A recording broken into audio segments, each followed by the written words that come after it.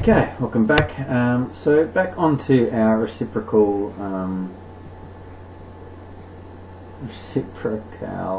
trig functions, and what we're just going to look at is just dealing with some of these things. So in the last video I quickly talked about it, but I didn't really do it. But let's just revisit. So we've got our sec x, and remember that means 1 over cos x.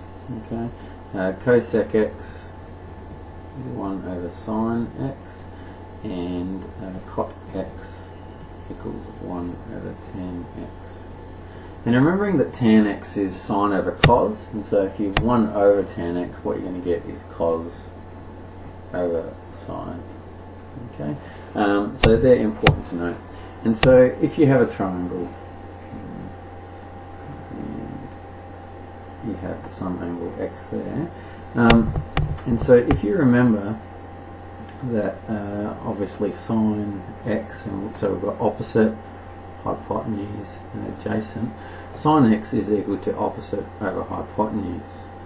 Okay, so therefore cosec x is equal to this upside down, and so it's hypotenuse over our opposite side. And so that's a quick way of being able to find cosec, is just O over H.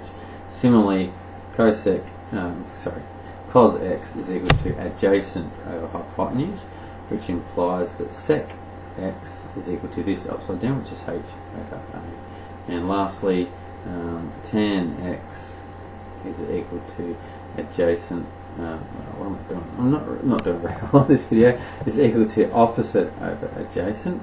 I'm thinking ahead. Then cot x is that upside down, which is A over O. Okay, so there you sort of your 6 ratios of every triangle. Okay, so we used to think it was 3, but now I've introduced these other 3, and that is absolute. That's the most possible different ratios you can get in a triangle. There's 6, and there's all of them. And so we can use all of those. Now, at this point in time, I introduced back in, I think it was in circles and things like that, it was parametric equations. We know that there's this identity sine squared x plus cos squared x equals 1. This holds for all x. And I showed in that quick video quickly that there's 2 other identities that also work. So 1 plus cot squared x equal to cosec squared x, and also 1 plus tan squared x equals sec squared x. So these are also 3 identities that we can use in any sort of situation. And just a little note down here before I sort of launch into some examples. Some people get confused as to not knowing what sine squared x means. Does that mean, is that sine x squared? Is it, x squared or something? What is it? No, it's not that. Sine squared x is just a short way of saying sine x all squared. Instead of writing that, we just put the square on the inside. It just looks nicer, it feels cooler, and we math snobs feel like it's fun. So make sure you know that that's what that means there. Okay, and what we'll do is we'll get into some examples.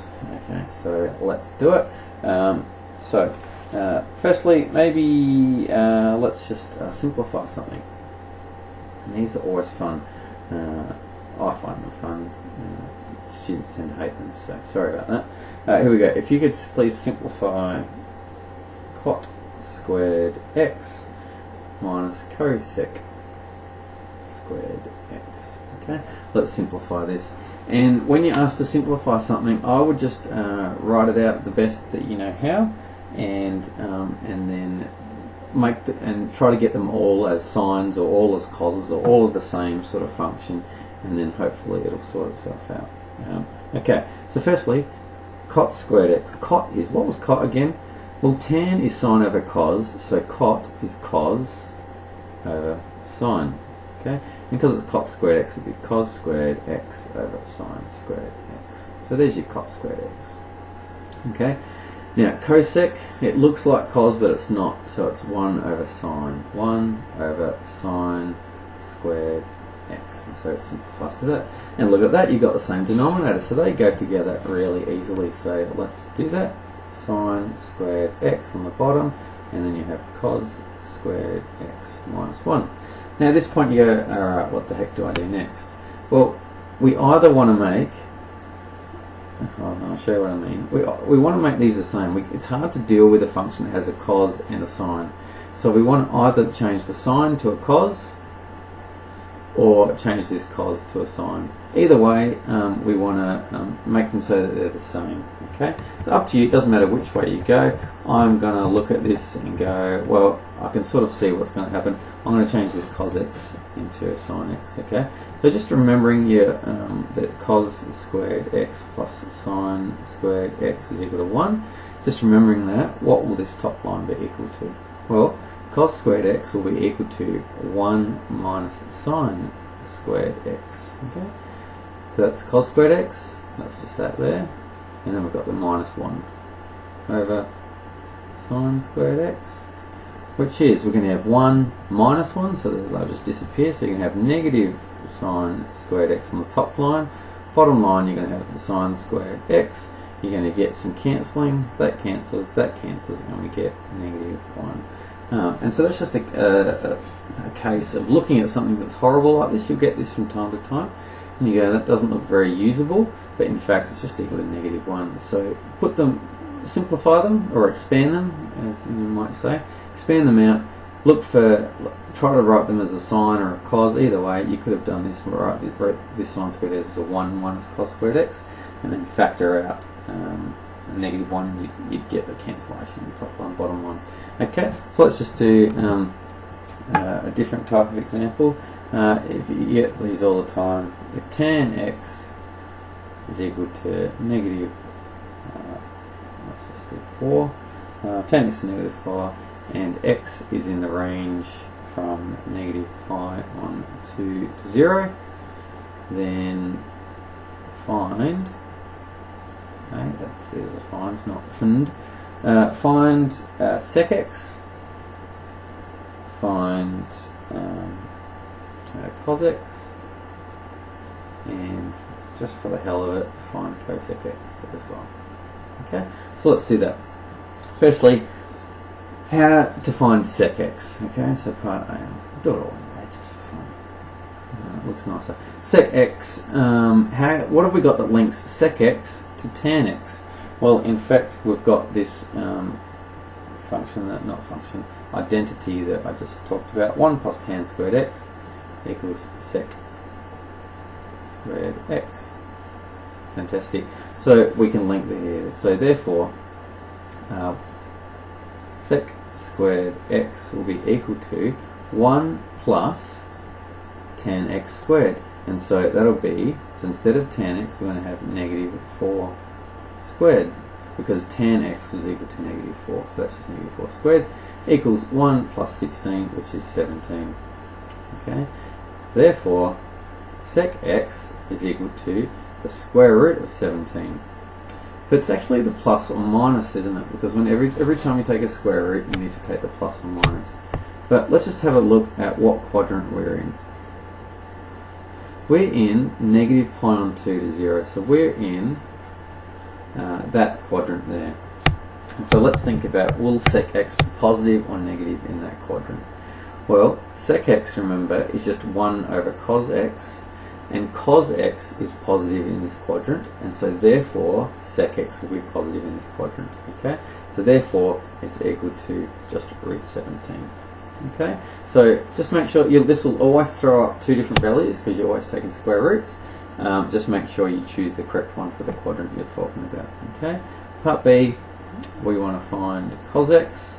Couldn't be easier. Cos x is 1 over sec x. It's just the reciprocal, and so that is just 1 over root 17.